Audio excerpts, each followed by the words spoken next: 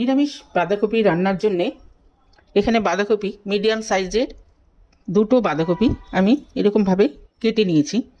এইখানে 4টে আলু একটু বড় বড় পিস করে কেটেছি, 3টে টমেটো কেটেছি, আর কিছুটা মটরশুঁটি নিয়েছি।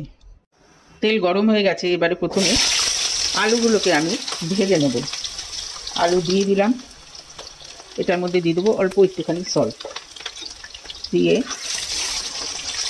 আলুগুলোকে একটু ঢাকা দিয়ে তাড়াতাড়ি হয়ে যাবে, ভাজাও হয়ে যাবে। আলুগুলো ভাজা হয়ে গেছে। আলুগুলো কিন্তু একদম নরম করব না, মোটামুটি 70%-এর মতো এটা নরম হয়ে যাবে। সেই অবস্থাতে এটাকে তুলে নেব। এখন এই তেলের মধ্যেই দিয়ে দেব দুটো তেজপাতা, এখানে রয়েছে এলাচ, এলাচগুলো ফাটিয়ে দিয়েছি, আর 2 ইঞ্চি মতো দারচিনি ভেঙে দিয়েছি, আর 1 টিস্পুন জিরে ফোড়ন দিয়ে দিলাম। এবারে আমি বাঁধাকপিগুলো স্লাইস করে কেটেছিলাম, তা ধুয়ে জল ঝরিয়ে রেখে দিয়েছিলাম, সেটা দিয়ে দিলাম।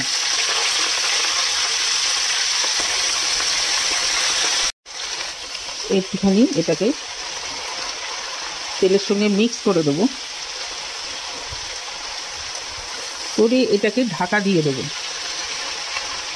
ফ্লেমটাকে মিডিয়ামে রেখে ঢাকা দিয়ে এটাকে আগে একটুখানি সেদ্ধ করে নেব। এটাকে এই বাঁধাকপি কিন্তু আমি ভাপিয়ে নিইনি, কারণ শীতের নতুন বাঁধাকপি, এটার গন্ধ কিন্তু একদম আলাদা। ভাপিয়ে নিলে কিন্তু সেই গন্ধটা চলে যাবে। এটাকে এবারে ঢাকা দিয়ে দেবো মিনিট খানেকের জন্যে, যতক্ষণে বাঁধাকপি থেকে জল বেরোবে, জল বেরিয়ে বাঁধাকপিটাকে সফট করে দেবে। প্রায় মিনিট 10 ঢাকা দিয়ে রেখেছিলাম।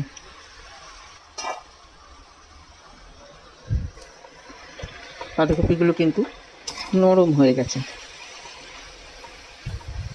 এবারে এখানে করে এটার মধ্যে এবার আমি টমেটোগুলো দিয়ে দেবো।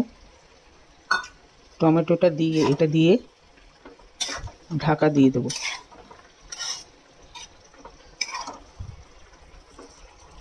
দিয়ে মিনিট 5 আরও ঢাকা দিয়ে এটাকে সেদ্ধ করে নেব। মিনিট 5 এটা ঢাকা দিয়ে রেখেছিলাম।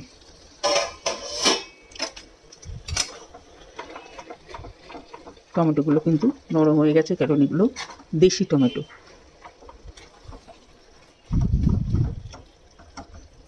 এবারে এটার মধ্যে কিছু মশলা পড়বে। এবার প্রথমে দিয়ে দিলাম এই মটরশুঁটিগুলো, দেব 1/2 টিস্পুনের মতো হলুদের গুঁড়ো, এখানে প্রায় 3 ইঞ্চি আদা বেটে রেখেছি, 1 টিস্পুনের মতো ধনের গুঁড়ো, ধনে বাটা, আর জিরে দেবো 1.5 টিস্পুনের মতো,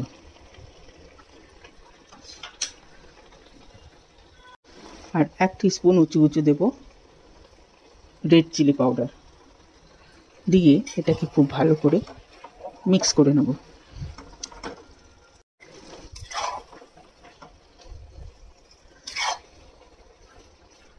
ফ্লেমটাকে আমি মিডিয়ামে রেখেছিলাম, এবারে এটাকে হাই ফ্লেম করে দিলাম, তাতে এই যে বাঁধাকপির থেকে যে জলগুলো বেরিয়েছে সেগুলো কিন্তু সব মজে যাবে।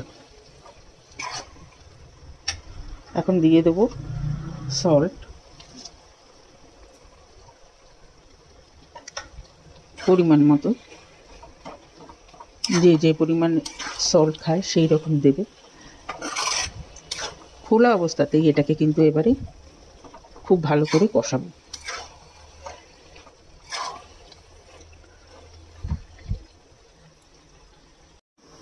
মিনিট 2 এটা ঢাকা দিয়ে রেখেছিলাম।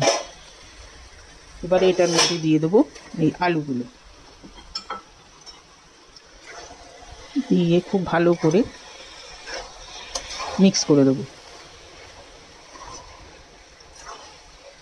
নিয়ে আবার কষাবো, কারণ আলুটা আমি 70%-এর মতো সেদ্ধ করেছিলাম, বাকিটাও এটার সাথে একদম নরম হয়ে যাবে। তেল ছাড়তে শুরু করে দিয়েছে। মশলাগুলো কষানো হয়ে গেছে, মশলা কষানোর একটা সুন্দর গন্ধও বেরিয়েছে। আলুও সেদ্ধ হয়ে গেছে। ব্যাস, এটার আর কিছু সেরকম বাকি নেই। যেহেতু এটা নিরামিষ, সেই জন্য দিয়ে দেবো 1 টিস্পুন চিনি আর 1.5 টিস্পুনের মতো ভাজা মশলা দিয়ে এটাকে খুব ভালো করে মিক্স করব। মিক্স করে নামিয়ে দেব। খুব ইজি বানানো, খেতে কিন্তু দারুণ লাগে।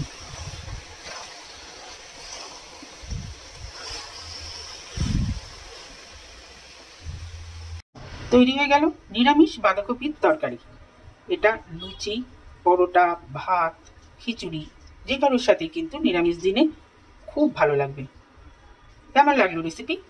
যদি ভালো লেগে থাকে তাহলে অবশ্যই কমেন্ট বক্সে জানাবেন, লাইক করবেন, শেয়ার করবেন ফ্রেন্ডস অ্যান্ড ফ্যামিলিদের সঙ্গে। সাথে আমার চ্যানেলটিকে সাবস্ক্রাইব করতে ভুলবেন না। আজকে তাহলে চলি, সবাই ভালো থাকবেন, সুস্থ থাকবেন। ওকে দেন, বাই।